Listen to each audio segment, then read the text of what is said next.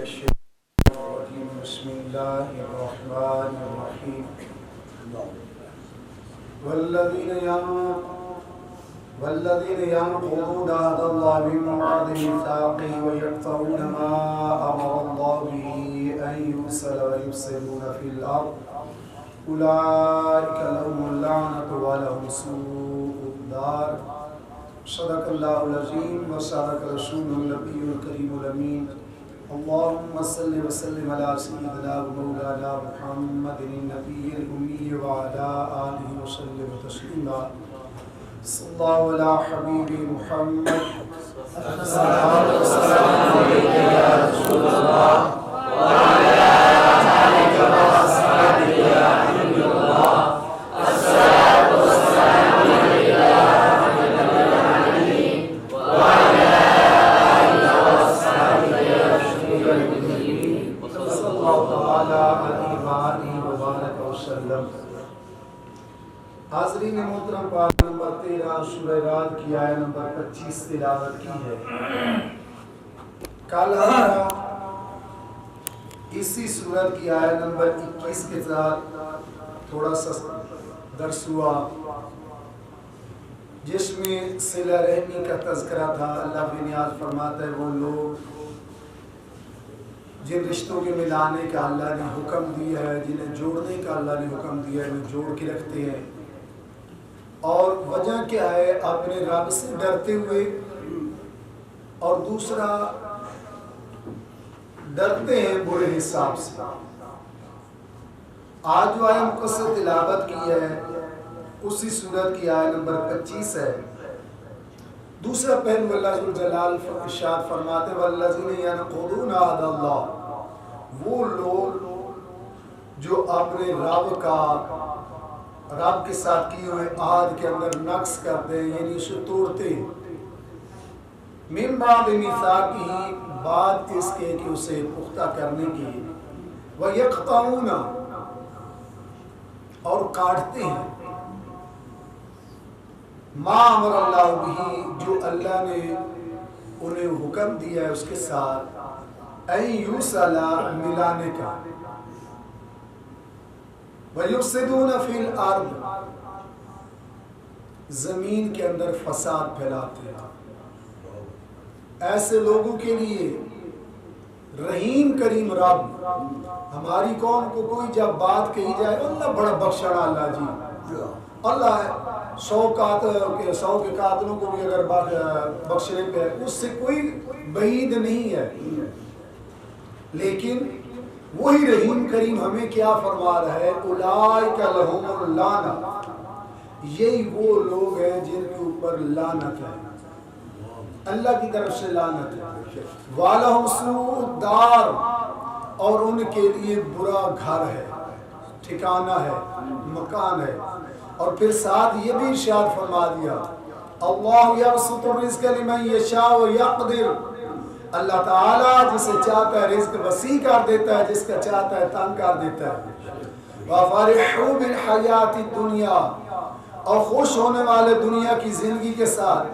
وَمَا الْحَيَاةُ الدُّنْيَا، نہیں ہے دنیا کی زندگی فی الآخرت، آخرت کے بدلے میں الا متاع، مگر تھوڑی سی کمائی ہے. جس نشے کے اندر آج ہم پڑے ہوئے ہیں، اور میں بہت بڑا انسان، میری اتنی پرسنالٹی، میں اتنا پڑھا لکھا، میرے اتنے بال بچے، میں اتنے جناب مالدار، میں کسی کو کیا سمجھتا ہوں؟ جیسے میں نے کل بھی عرض کیا نا، ہمارا ایک ہی تکیہ کلام، بس کسی نے کہہ جان گئے اپنے گھر سے کھاتے ہیں، اپنے گھر سے، اور جو جہاں مرضی جاتے ہیں. اس بے نیاز جل شانہ نے دیکھیے کہ کتنا واضح طور پہ قرآن مجید میں اور 12 سے زیادہ آیات کے اندر اللہ رب العزت نے اپنے رشتہ داروں کے ساتھ اچھے سلوک کا حکم دیا، مختلف الفاظوں کے ساتھ، مختلف جگہوں پہ. اور اپنی عبادت کے بعد والدین کے ساتھ حسن سلوک، اور والدین کے حسن سلوک کے بعد اکثر مقامات پہ اللہ ذو الجلال نے رشتہ داروں کا تذکرہ کیا. تو معزز حاضرین، ینقضون عہد اللہ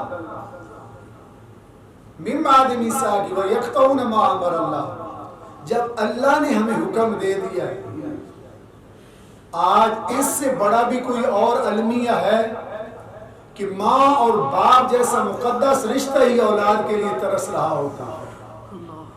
اس اولاد کی تعلیم کا فائدہ ہی کیا ہے جس کی تعلیم اسے اپنی ماں اور باپ کا حیا، احترام، ادب نہیں سکھاتی؟ اس تعلیم کا فائدہ ہی کیا جس میں ماں اور باپ کو مقدس رشتے جو قریبی ہیں ان کا حیا نہیں ہے، بلکہ ایک حدیث پاک ہے، پیارے رسول کریم صلی اللہ علیہ وسلم نے فرمایا قطع رحمی کرنے والا جنت میں نہیں جائے گا۔ قطع رحمی کیا ہے؟ اب یہاں سے تھوڑا سا ایک دو باتیں یہ بھی عرض کرتا ہوں۔ قطع رحمی یہ ہے کہ وہ رشتے جن کا ملانے کا اللہ نے حکم دیا ہے، باپ کی طرف سے ہیں یا ماں کی طرف سے ہیں، بغیر کسی وجہ کے، جیسے میں نے کل عرض کیا چھوٹی چھوٹی باتوں پہ نہیں جی اساں میں نہیں بلا دے اساں نہیں بلا دے، نہیں جی نہیں بس ویکو میں جی بس نہیں بس نہیں، یہ قطع رحمی ہے، بلا وجہ کسی کے ساتھ نہیں۔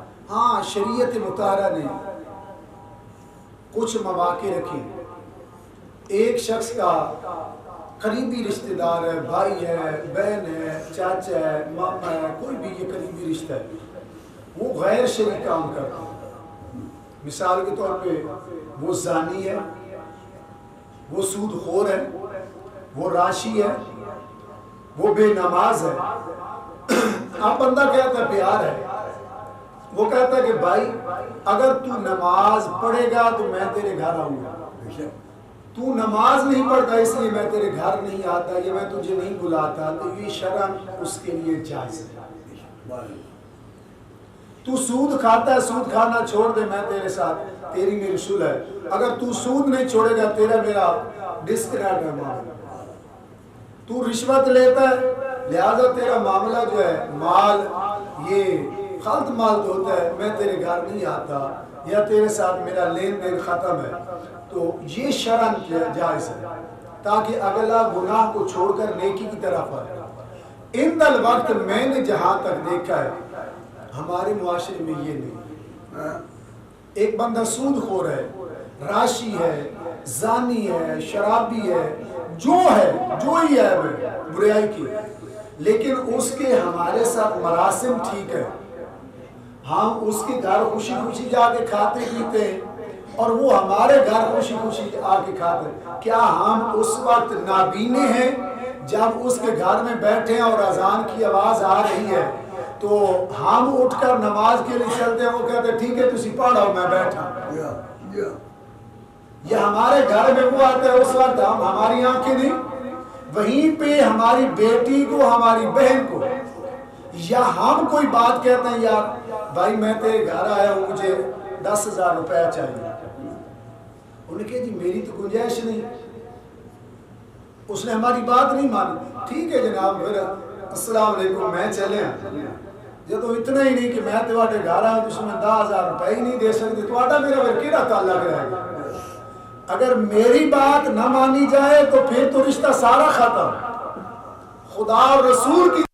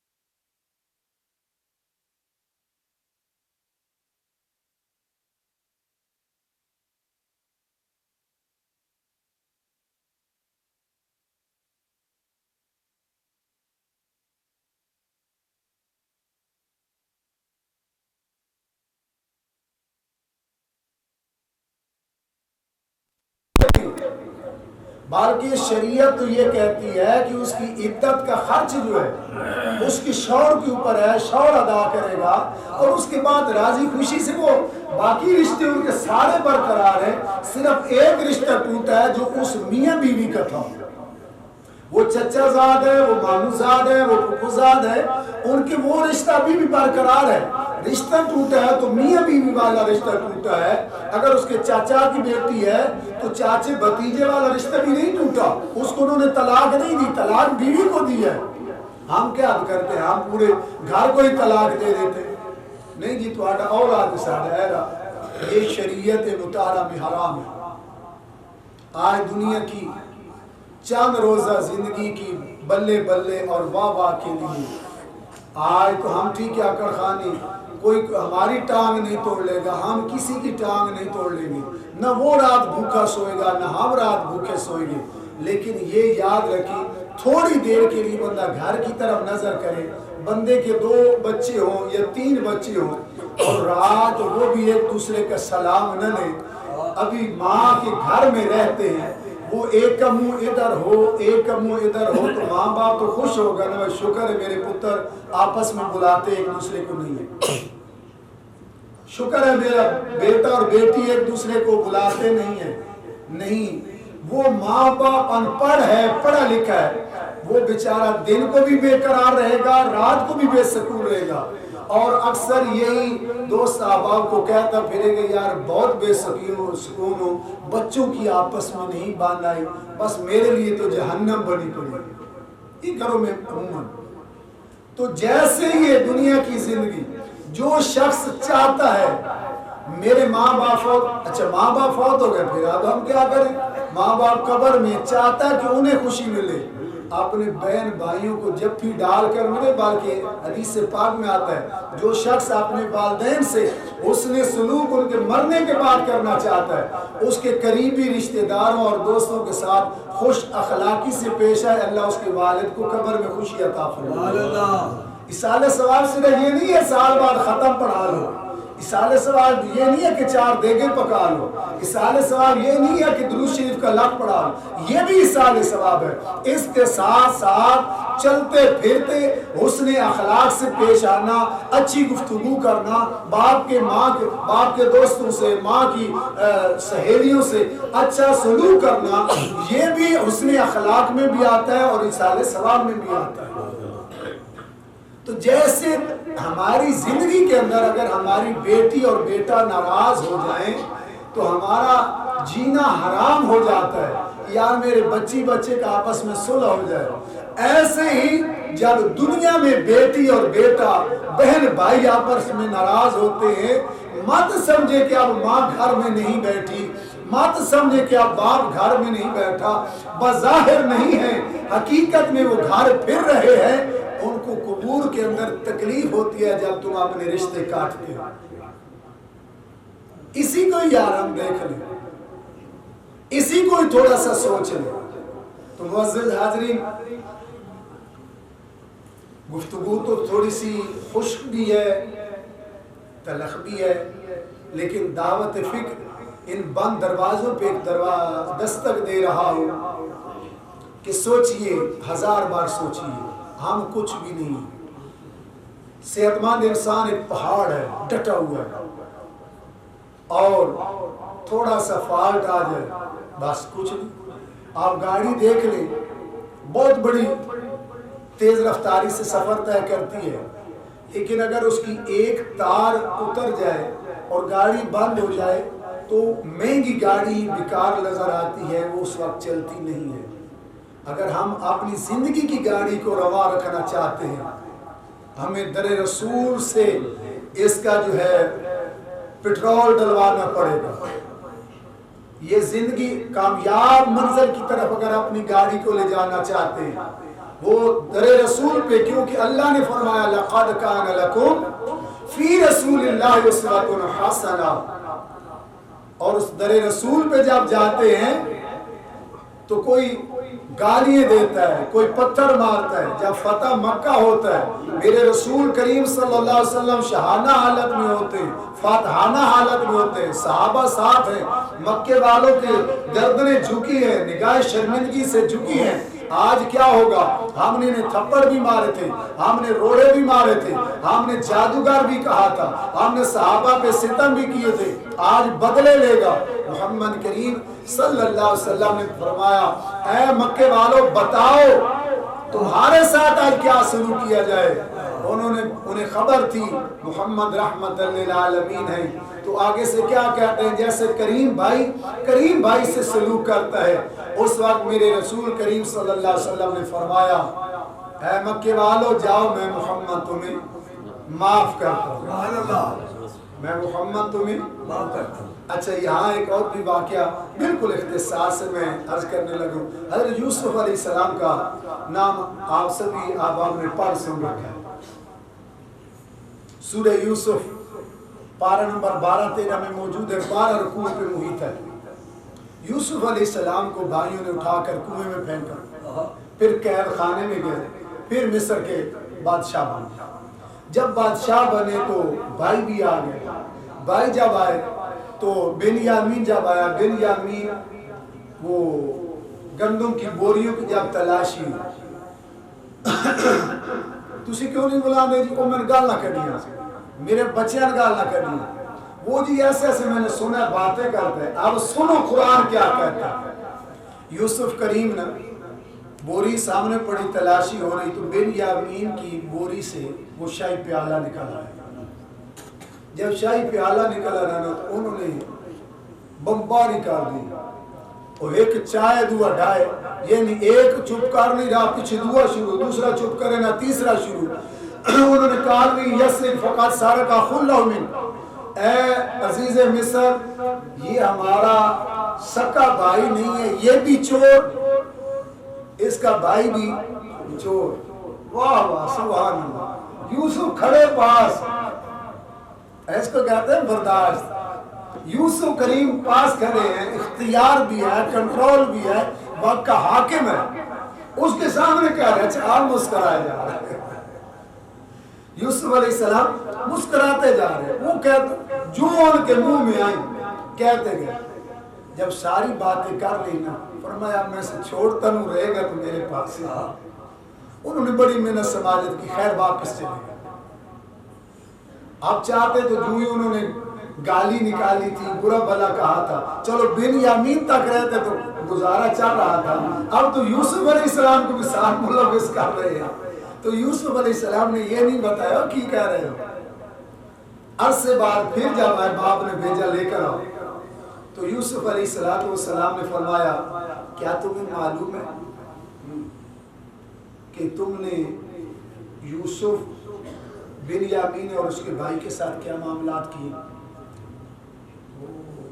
تھوڑا سا وہ پھیکی پھری، یہ کون ہوا ہے یوسف کا نام لینے والے؟ یہ کون ہوا ہے بنیامین اور اس کے؟ قالوا انک لانت یوسف، ہمیں تو ایسے لگتا ہے کہیں آپ یوسف تو نہیں ہو. سوچیے تھوڑی سی بات سوچیے، قرآن ہے. قال انا یوسف وہذا اخی، میں یوسف ہوں اور یہ میرا بھائی. آپ تو پسینے چھوٹ گئے نا، ہم نے کنویں میں پھینکا. وہ جی اس واسطے نہیں، میں چھوٹے چھوٹے سی رہ گئے سا تے باپ فوت ہو گیا، چاچے ساڈا سارا کھا پی گیا مال، ان نے اس واسطے ساڈے نال بڑیاں زیادتیاں کیتیاں، اسا نہیں بلا دے. بڑا بھائی سارا کچھ کھا پی گیا جی، اس لیے ہم نہیں بلاتے. اب سوچئے یوسف علیہ السلام کو بھائیوں نے کندھوں پہ اٹھا کر پھر اس جنگل پہ ایمان میں پھینکا تھا یا نہیں پھینکا تھا؟ مارا تھا یا نہیں مارا تھا؟ پھر کنویں میں ڈالا تھا یا نہیں ڈالا تھا؟ چور انہوں نے بگوڑا غلام کہا تھا یا نہیں کہا تھا؟ پھر یوسف پاک کے سامنے انہیں چور کہا تھا یا نہیں کہا تھا؟ گالیاں دی تھی یا نہیں تھی؟ برا بھلا کہا تھا یا نہیں، سارا کچھ ہونے کے باوجود اب وہ ساری باتیں ذہن میں گردش کر رہی ہیں، آج بدلے لے گا ایک ایک گن گن کے. تو بات جب بدلے کی باری آئی آپ نے فرمایا قال انا یوسف ھذا اخی، میں یوسف ہوں اور یہ میرا بھائی ہے. پسینے سے شرابور ہو گئے. فرمایا قال لا تثریب علیکم اليوم، گھبراؤ نہ آج تمہیں میں ملامت نہیں کرتا. سبحان اللہ. یغفر اللہ لکم، جاؤ میں بھی معاف کر دیتا ہوں، میرا رب بھی تمہیں معاف فرما. سبحان اللہ. کیسا کمال ہے، کیسا بڑا پن ہے. ایمانداری کی بات ہے. ہم اپنے گریبانوں میں جھانک کے قرآن پہ ہمارا ایمان ہے، ہمارے اندر اتنا ظرف ہے. ہم تو کوئی ایک گالی دے دیں اسے 50 نکال کر پھر بھی اندر کی بھڑاس نہیں نکلتی. نہیں جی نہیں، میں اجے تائیں جڑا میرا غصہ بلڈ پریشر تلے، ہاں آگے تکڑو تو پھر بلڈ پریشر بڑا جلدی نیچے آ جاتا. کبھی اللہ کے لیے بلڈ پریشر ہمیں نیچے رکھنا چاہیے. معزز حاضرین، اپنے اندر برداشت کا مادہ پیدا کریں، اپنے رشتوں کو مستحکم کریں. اپنے یہ مقدس رشتے جو ہے، اگلا کل بھی ایک دو محترم پوچھ رہے تھے، ہم جاتے ہیں اگلا نہیں، آپ اپنے ذمہ دار ہیں، اگلے کے ذمہ دار نہیں ہیں. آپ اپنے ذمہ دار ہیں، اگلے کے ذمہ دار نہیں. اور میں نے ذاتی طور پہ آزمایا ہے، اگر آپ حسن اخلاق سے حسن نیت سے چلتے رہیں گے، ایک وقت آئے گا کہ دشمن آپ کبھی آپ کی عزت احترام کرنا شروع کر دے گا. خلق تیرے نے مول دنیا، آقا جو آوے وک جاوے، آزم ایڈا سونا مائی کدرے بلنے نظری آوے. حسن اخلاق جو ہے یہ انسان کا بہت بڑا اعلیٰ چیز ہے، اعلیٰ وصف ہے. اللہ رب العزت اپنے محبوب کریم صلی اللہ علیہ وسلم کی نسبت کا صدقہ، کلام پاک کی عزت کا صدقہ، ہم سب کو اپنے رشتوں کو جوڑنے کی توفیق عطا فرمائے، برداشت کی توفیق عطا فرمائے. وما علیہ